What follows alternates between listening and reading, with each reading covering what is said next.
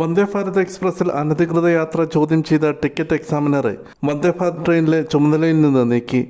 അപമര്യാദയായി പെരുമാറിയെന്ന speaker N ഷംസീറിന്റെ പരാതിയിലാണ് നടപടി.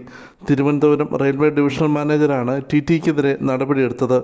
വെള്ളിയാഴ്ച കാസർഗോഡ് നിന്ന് തിരുവനന്തപുരത്തേക്ക് വന്ന വന്ദേഭാരത് എക്സ്പ്രസിലാണ് സംഭവം. സ്പീക്കർ എൻ ഷംസീറിനൊപ്പം സുഹൃത്തായ ഗണേശ് എന്ന ആളും ട്രെയിനിൽ ഉണ്ടായിരുന്നു. ഗണേശിന്റെ പക്കൽ ചെയർകാർ ടിക്കറ്റ് മാത്രമാണ് ഉണ്ടായിരുന്നത്. എക്സിക്യൂട്ടീവ് കോച്ചിലാണ് സ്പീക്കർ ഷംസീറിന്റെ ടിക്കറ്റ്. ഇതേ കോച്ചിൽ ഗണേശും യാത്ര ചെയ്തു. തൃശ്ശൂരിലെത്തിയപ്പോൾ ഗണേശിനോട് ചെയർകാറിലേക്ക് മാറാൻ ടി നിർദ്ദേശിച്ചു. എന്നാൽ ഗണേശ് അതിന് തയ്യാറായില്ല.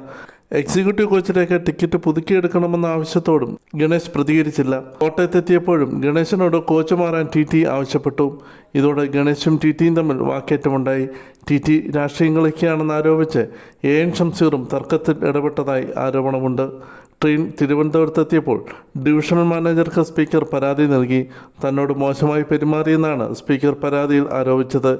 ഇതോടെയാണ് പത്മകുമാറിനെ വന്ദേഭാരത് ചുമതലയിൽ നിന്ന് നീക്കിയത്. GS പത്മകുമാർ മോശമായി പെരുമാറിയെന്നും സ്പീക്കറാണെന്ന് പറഞ്ഞിട്ടും പദവിയെപ്പോലും ബഹുമാനിക്കാൻ തയ്യാറായില്ലെന്നുമാണ് സ്പീക്കറുടെ ഓഫീസ് അറിയിച്ചത്. എന്നാൽ പത്മകുമാറിനെതിരെ നടപടി അംഗീകരിക്കില്ലെന്ന് ജീവനക്കാരുടെ സംഘടന വ്യക്തമാക്കി.